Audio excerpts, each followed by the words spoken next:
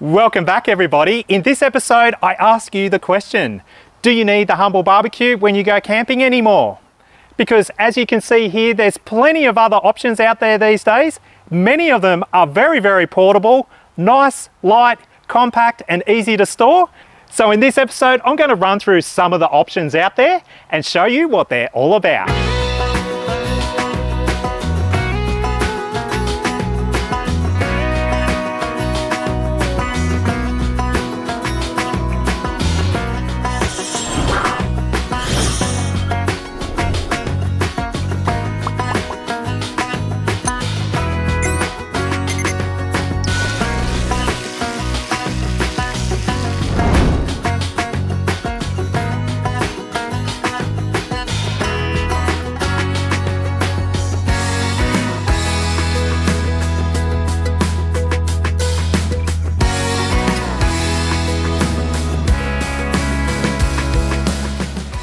So like many of us out there, we've been using our 2-burner gas barbecue for years and years and years.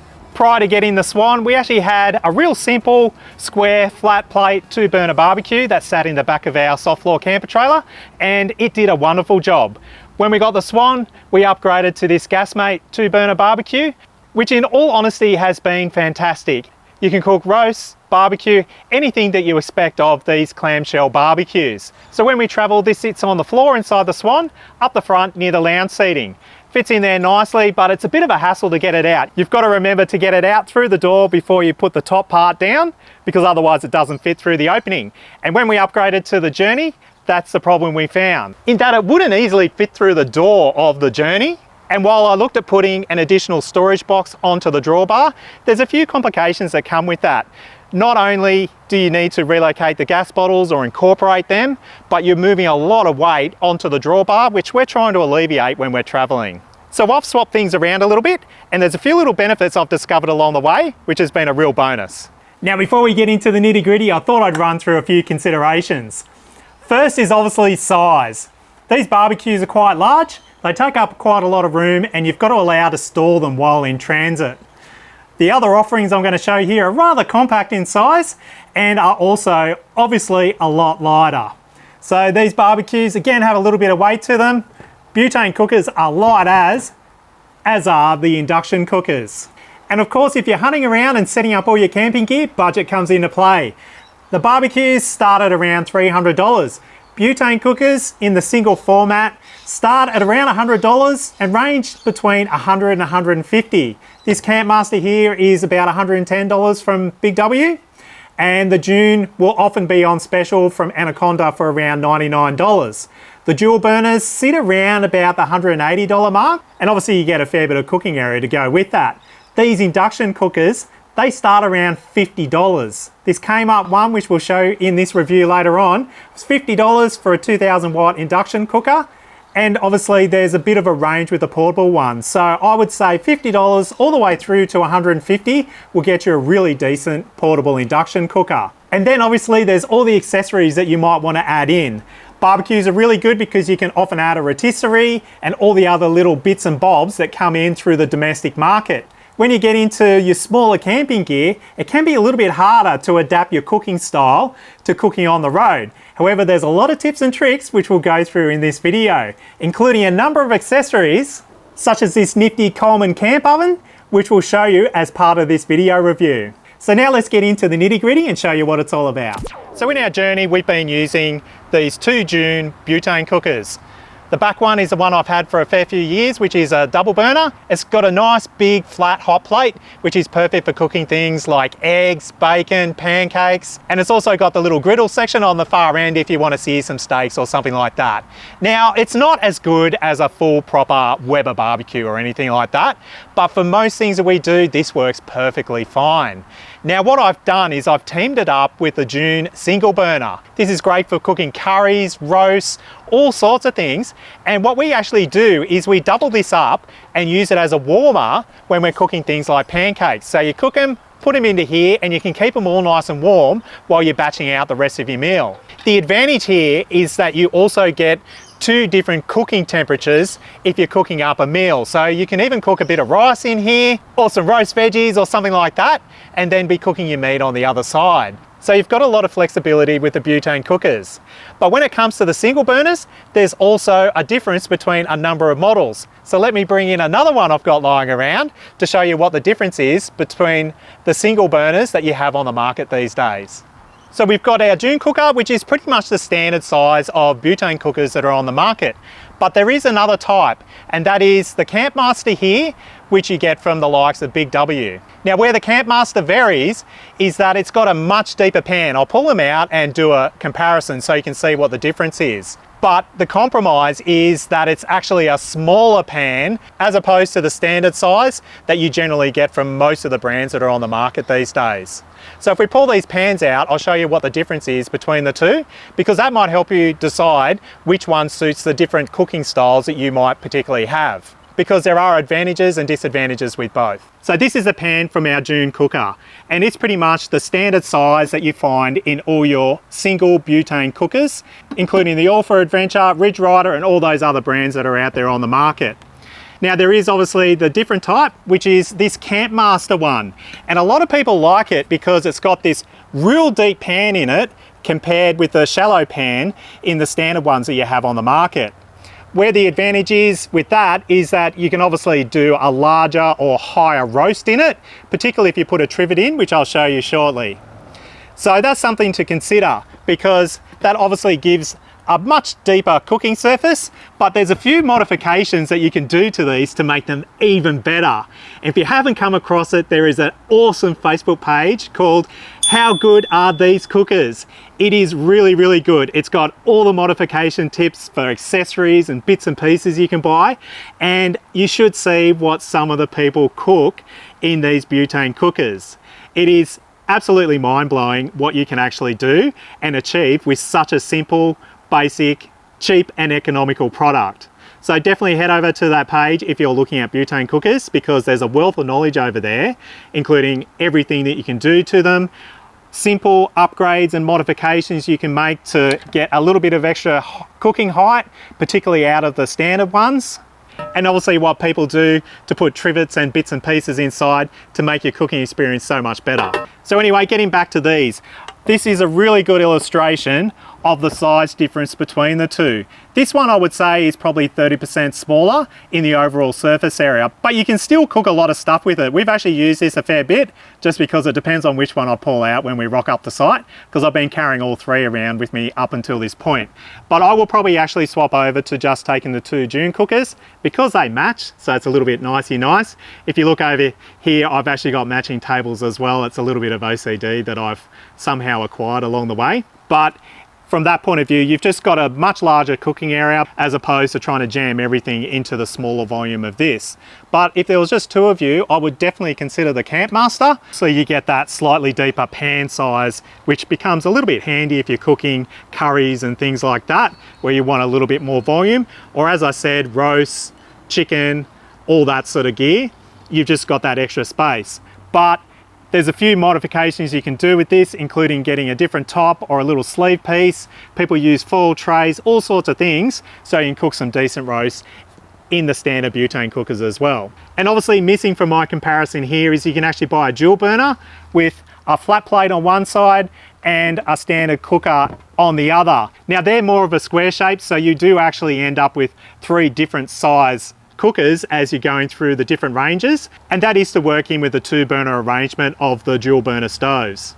Now I think there is a very slight disadvantage with the two burners in that they're not quite as wind resistant, but I've got a solution for that. So let's start running through some of the accessories you can add on to these things to make them work really, really well. So there are two must-have accessories, I think, with these butane cookers. The first is a little trivet.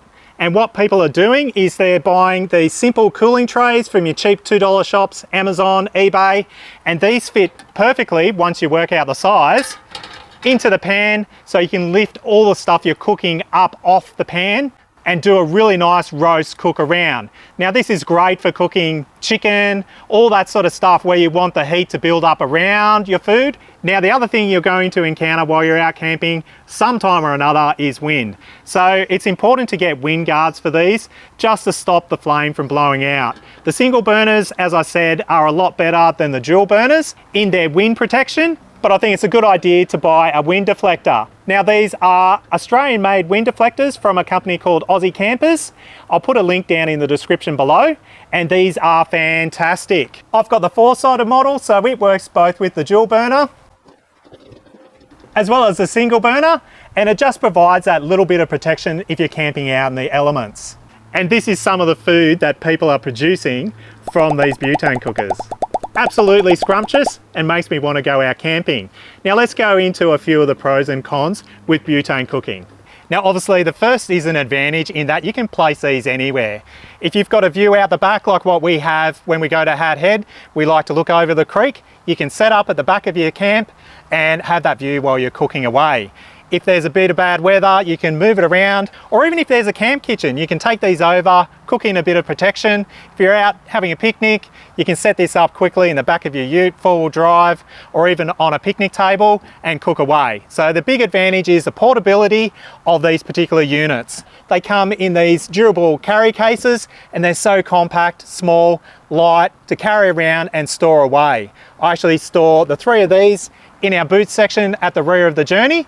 So when we get to camp, you can just pull them out, or if you're traveling down the road, you can pull up, open it up, pull a butane cooker out, cook something up and then keep on going. So there's a real advantage with the portability nature of these cookers. Now, an advantage and a disadvantage is obviously they use these butane cans. So you need to carry a few of these cans around. I do find if you're constantly cooking with them, they do burn through the cans pretty quick, especially the dual burners. Now, one of the potential issues with the butane cookers, if you're camping in the alpine regions, is that people do experience them freezing up. Now, I have heard, and I'd like someone to comment down below if they've experimented with this, that if you buy the genuine Gasmate canisters, that you don't typically tend to have the issues as opposed to buying some of the no-name butane brand canisters, in that these don't seem to freeze up as easily as the other branded ones that people sometimes use. So if that is actually a myth or the truth, please put a comment down below to help everyone out that might be looking at using a butane cooker, particularly in icy or alpine regions during the winter months. So I tend to carry at least a 4-pack around. You can also buy them in the carton, which is probably not a bad idea if you're going away for a few weeks or even a week, so you know you're not going to run out. But the disadvantage here is obviously you need to carry a different type of fuel with you, as opposed to a LPG Barbeque where you're using the gas bottles that you're carrying around in your caravan or camper trailer anyhow. It's just something to consider, but I like the flexibility of just being able to carry a few cans, the little box, and you can chuck it in the back of your 4-wheel drive if you're going out for the day. And now the other obvious disadvantage you have, particularly with the single burner butane stoves, is a slightly reduced cooking area. So if you're wanting to cook a really big roast, obviously that's not going to be as easy as just popping it inside and cooking it in your standard clamshell barbecue. Now there are modifications that people do to get some extra height, as I said, and that will make it easier to cook roast, but they can do that without any drama at all, and heat isn't an issue with these. So that's an advantage. I find the heat in a butane cooker is superb. It's a lot more instant than a barbecue where you need to let it warm up and do all those sort of barbecue things. You just put it in and cook straight away. We've even done things such as cooking apple pies in this. You can cook scones. The range is limitless, and because it's such a compact envelope, it's really efficient in how it cooks. So there's advantages and disadvantages with these butane cookers, but let's get on to something else that I've been dabbling with lately. And if we're going onto a powered site, I'm definitely using that, and that's induction cooking. But wait, there's more. And that is this Coleman portable camp oven. I got this from Amazon for around about $98 from memory. It was delivered the next day. And it's a bit of a game changer because with this, we can now cook everything from roasts, pizzas, lasagnas, scones, muffins, everything you cook in a regular oven in this really cool, compact little portable camp stove, which actually goes straight onto your butane cooker. I'll show you that shortly, but there's no reason why you couldn't use this on, say, a portable fire pit, particularly if you're using charcoal. This would do the job really well. It's nice and compact. It's roughly 35 centimeters square. It weighs just under 3 kilos, and I'll show you right now how quick and easy it is to set up. You simply undo the locking tab down the bottom, and there's another one up the top. It pops out. You fold down the base, which locks in. You fold up the top, which also has little tabs you lock in. And then you simply lock in the bottom tab and the top tab. And you've now got this nifty portable camp oven, which comes with a little shelf you put inside and you can cook away. And now if we bring over our trusty butane cooker here, you simply remove the top, swap it over for the oven, and you're ready to go.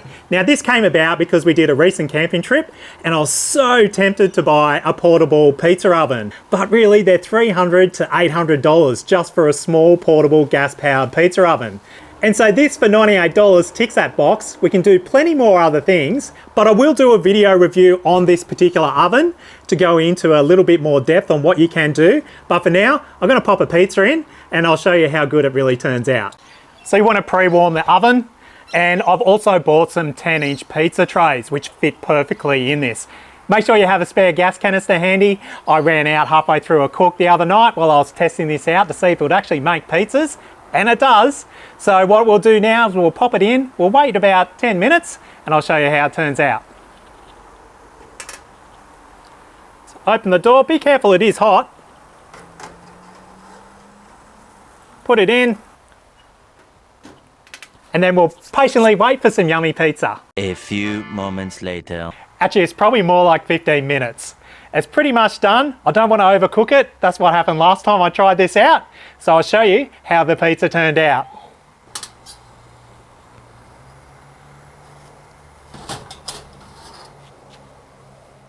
And check that out. It's got a nice golden top on it. That's what this oven does. That turns the butane cookers into something pretty flexible, adaptive, quick and easy to use, and you can do on multiple different things. So how good is that? I'm going to do a whole video on this Coleman camp oven because I think it's pretty cool, and there's a few modifications you can do to get these running really, really well. But we'll go into that in the other video. For now, let's get back onto the induction cooking part of the segment, which I've already recorded. You'll see the caravans have disappeared from behind me and it's starting to get quite dark. But I thought I'd add with these induction cookers that the advantage that I've noticed here, because we've got a little bit of wind around this afternoon, is that you can cook on induction cooking in the wind with no problem at all. You don't have to worry about the wind blowing any flames out or anything like that. That's a safety feature, but it's also a convenience feature. So I think that's something I'll add into the induction cooker side of it. But let's get back into that segment and show you what these are all about, because there's a few advantages with these, a few disadvantages as well, but they're not a bad option, particularly if you're camping on powered sites or you've got a really good battery setup. Now, induction cooking is something I've never really considered too much of until recently, because I've always associated induction cooking with having a huge, ginormous battery setup if you're camping off grid. Now, my recent ecoflow video that I did with the ecoflow River Pro demonstrated that you can dabble with induction cooking even using a fairly small portable power bank such as that River Pro. But I think realistically where I've gotten a little bit excited is that if we're doing a few camps at caravan parks and stuff like that where we've got on-site power, induction cooking could also be a fantastic option when you're out and about. So if you do have a large battery setup, obviously induction cooking isn't an issue at all. If you're trying to be more sustainable with your power off grid, I don't think I would necessarily consider induction cooking, but there are a few alternatives which we'll run through here. Now, the first one we've got here is a 2000 watt induction cooker that's around $50 and you get it from Kmart. These have a really good reputation. They're simple and easy to use. And I think if you're just going to have something stored in your camper trailer or caravan, this is a fantastic unit because it's all nice and flat. You can stack it in a cupboard somewhere and pull it out if you're in an instance where you've got power on site. You simply plug it in, turn it on, and it cooks really, really quickly and efficiently.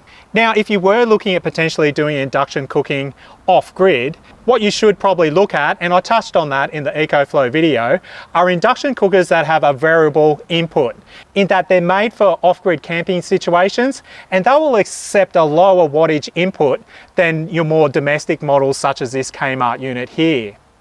So this new wave model I've got here in the middle, it will go down as low as 900 watt for its inputs. Now, one thing I found with this new wave model, particularly with the EcoFlow where it fluctuates its voltage to up its wattage, is that it threw voltage errors. So if you've got a more stable, higher rated inverter in your caravan or camper trailer, this is probably a good unit for you because you can actually vary the input wattage from 900 watts to 1500 watts and 2000 watts. So there's a lot of flexibility in there.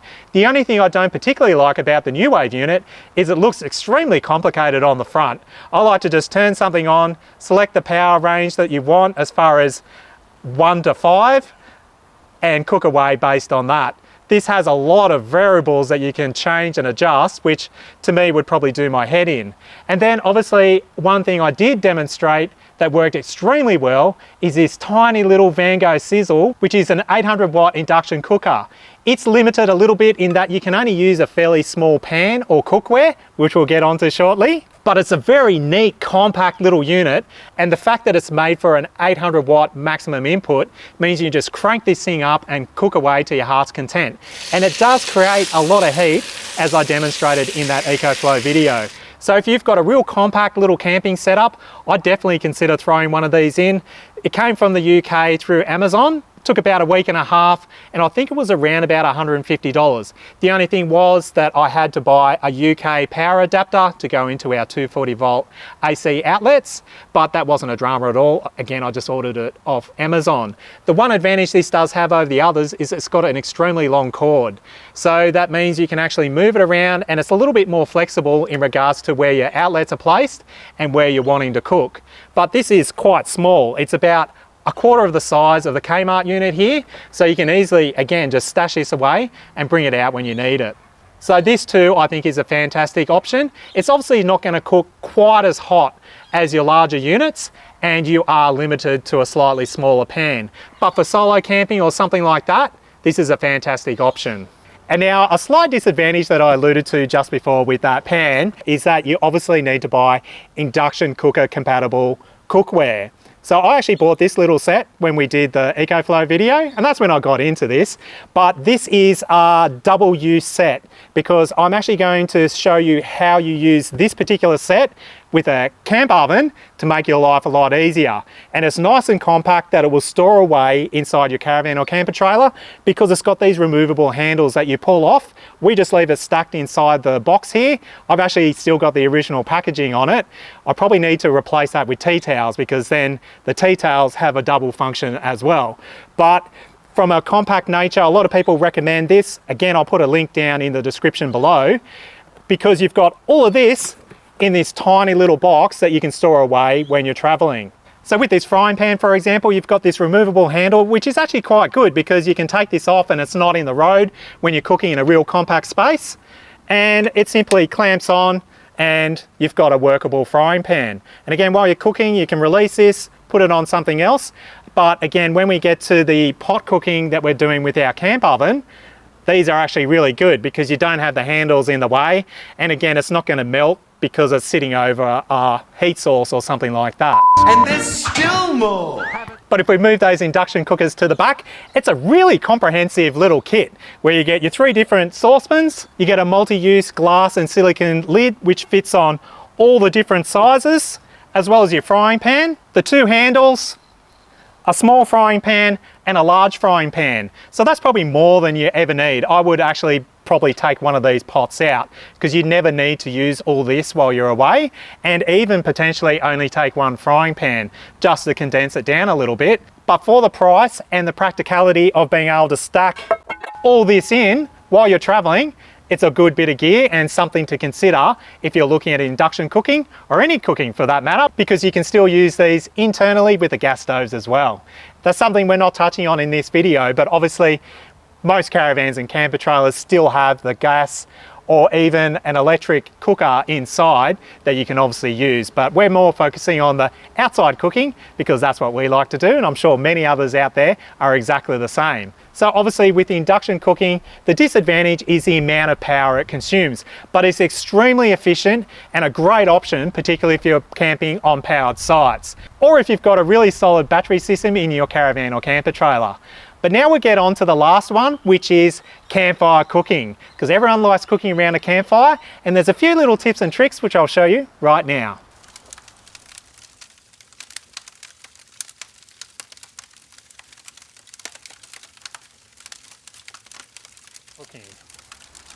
And now this last little section isn't everything to do with campfire cooking. It's just a few little tips and tricks that we've learned along the way that I thought I'd add into the back end of this video to close it out and provide another option. Given that a lot of us are doing off-grid camping, we're out in the bush, and a lot of us do love our camp ovens and even just putting a hot plate over a nice hot fire. There's nothing like the taste you get from camp oven cooking and open fire cooking. And there's plenty of different options out there, including the portable fire pits that I reviewed a few months ago. Most of those you can cook on and you get some really good results. Now I just thought I'd touch on the camp ovens because that's something we do a little bit here at home with our neighbours across the road and dabble with a tiny little bit when we're off-grid camping. Not that much, but it's something that we've learned from our neighbours across the road, which makes life a lot easier. Obviously, with your camp ovens, you want to keep them seasoned as much as you can, and you always want to wear leather gloves so you don't burn yourself because these get incredibly hot. And before I pull the lid off, one little trick that we've learned along the way is that it's often hard to build up enough hot coals to keep it all going. So one little trick is to actually use heat beads on the top. You can put your coals underneath and that will load up the actual oven, but you can actually regulate the heat so that you're not burning everything on top by placing heat beads on top. And that way you can take them on and off to regulate the temperature that's radiating down as opposed to piling a whole heap of hot coals on top. Now the advantage there, other than you've got to obviously heat the beads up to get them started, is that if you don't have that big bank of coals, you can get away with less coals, particularly if you're cooking on the run, and use those heat beads even underneath to provide a really decent cook in these camp ovens. One other little trick is instead of cooking your meals inside the camp oven itself, make sure you have your trivet and you can actually use pots.